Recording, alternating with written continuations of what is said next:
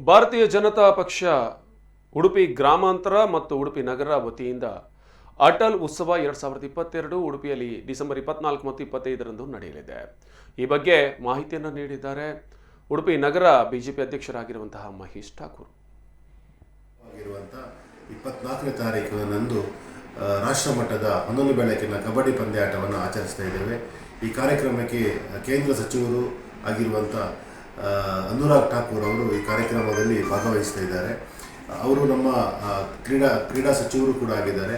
ಅದೇ ರೀತಿ ರಾಜ್ಯ ಕ್ರೀಡಾ ಸಚಿವರು ಆಗಿರುವಂಥ ಶ್ರೀಯುತ ಡಾಕ್ಟರ್ ನಾರಾಯಣಗೌಡ ಅವರು ಕೂಡ ಈ ಕಾರ್ಯಕ್ರಮದಲ್ಲಿ ಭಾಗವಹಿಸ್ತಿದ್ದಾರೆ. ಈ ಕಾರ್ಯಕ್ರಮದ ವ್ಯವಸ್ಥೆಯ ದೃಷ್ಟಿಯಿಂದ ಮ್ಯಾಟನ್ನು ಹಾಕೋದ್ರ ಮುಖಾಂತರ ಅದರಲ್ಲಿ ಕಬಡ್ಡಿ ಮ್ಯಾಚ್ ಆಗುತ್ತದೆ. ಅದೇ ರೀತಿ ಸುಮಾರು 15,000 ಜನ ಕುತ್ಕೊಳ್ಳುವಂಥ ಗ್ಯಾಲರಿಯ ವ್ಯವಸ್ಥೆಯನ್ನು ಕೂಡ ಆ ಕಾರ್ಯಕ್ರಮದಲ್ಲಿ ನಾವು ಮಾಡಿದ್ದೇವೆ. ಸುಮಾರು 15ರಿಂದ 20,000 ಜನ ವೀಕ್ಷಣೆಯ ನಿರೀಕ್ಷೆಯನ್ನು ನಾವು ಇಟ್ಟುಕೊಂಡಿದ್ದೇವೆ. ಅದೇ ರೀತಿ 25ನೇ ತಾರೀಕಿನಂದು ಸಂಘಟನಾತ್ಮಕವಾದ ಕಾರ್ಯಕ್ರಮವನ್ನು ಹಮ್ಮಿಕೊಂಡಿದ್ದೇವೆ. ಈ ಕಾರ್ಯಕ್ರಮದಲ್ಲಿ ನಮ್ಮ ರಾಜ್ಯ ಭಾಜಪದ ಅಧ್ಯಕ್ಷರಾಗಿರುವಂಥ ನಳಿನ್ ಕುಮಾರ್ ಕಟೀಲ್ ಅವರು ಈ ಕಾರ್ಯಕ್ರಮದಲ್ಲಿ ಭಾಗವಹಿಸ್ತಿದ್ದಾರೆ.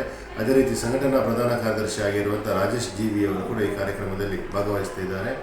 ಈ ಸಂಘಟನಾತ್ಮಕವಾದಂಥ ಕಾರ್ಯಕ್ರಮ ಬೂತಿನ ಪ್ರತಿಯೊಂದು ನಮ್ಮ ನಗರ ಮತ್ತು ಗ್ರಾಮಾಂತರದ 226 ಬೂತ್ಗಳಲ್ಲಿ ಬೂತಿನ ಅಧ್ಯಕ್ಷರು ಮತ್ತು ಅವರ ತಂಡ 13 ಜನರ ತಂಡ ಮತ್ತು ಪ್ರತಿಯೊಂದು ಬೂತ್ಗಳಿಂದ ಫಲಾನುಭವಿಗಳು ಮತ್ತು ಕಾರ್ಯಕರ್ತರು, ಪಕ್ಷದ ಅಭಿಮಾನಿಗಳು ಹೀಗೆ ಸೇರಿ ಸುಮಾರು ಸಾರ್ವಜನಿಕರು ಹೀಗೆ ಸೇರಿ ಸುಮಾರು 25,000 ಜನ ಸೇರುವಂಥ ನಿರೀಕ್ಷಿತ ಈ ಬೂತ್ ಸಂಗಮ ಕಾರ್ಯಕ್ರಮ, ಬೂತ್ ಸಮಾವೇಶ ನಡೆಯಲಿಕ್ಕಿದೆ.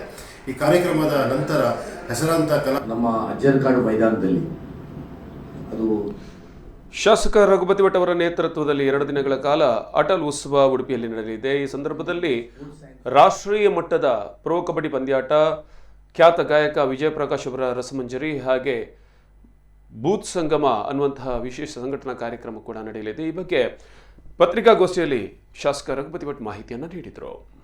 ಉಡುಪಿಯಲ್ಲಿ ನಮಗೆ ಸ್ಯಾಂಕ್ಷನ್ ಆಗಿದೆ. ಈಗಾಗಲೇ ಎಲ್ಲ ಮೆಟೀರಿಯಲ್ಸ್ ಬಂದಿದೆ. ಸುಮಾರು 2 ಕೋಟಿ ರೂಪಾಯಿ ವೆಚ್ಚದ ಸಲಕರಣೆಗಳು, ಸ್ಪೋರ್ಟ್ಸ್ ಸೈನ್ಸ್ ಸೆಂಟರ್ ಬೇಕಾದಂಥ ಸಲಕರಣೆಗಳು ಬಂದಿದೆ. ಈಗ ಇಂಟೀರಿಯರ್ಸ್ ಒಂದು 35 ಲಕ್ಷ ಮಂಜೂರಾಗಿ ಈಗ ಕೆಲಸ ಆಗ್ತಾ ಇದೆ. 24ನೇ ತಾರೀಕು ಸಂಜೆ 6 ಗಂಟೆಗೆ ಅದನ್ನು ಉದ್ಘಾಟನೆಯನ್ನು ಅನುರಾಗ್ ಸಿಂಗ್ ಠಾಕೂರ್ ಅವರು ಮಾಡಿ ನಾರಾಯಣಗೌಡರು ಉಪಸ್ಥಿತರಿದ್ದಾರೆ. ಅದೊಂದು ಸರ್ಕಾರಿ ಕಾರ್ಯಕ್ರಮ ಆಗಿರ್ತದೆ. ಅದಕ್ಕೆ ಎಲ್ಲ ಅಥ್ಲೆಟ್ಸ್ಗಳು, ಸ್ಪೋರ್ಟ್ಸ್ಗಳು ಅವರು ಅಸೋಸಿಯೇಷನ್ ಅವರ ಸಹಭಾಗಿತ್ವದಿಂದ ಅದು ನಡೀತದೆ. ಅಲ್ಲಿ ನಾವು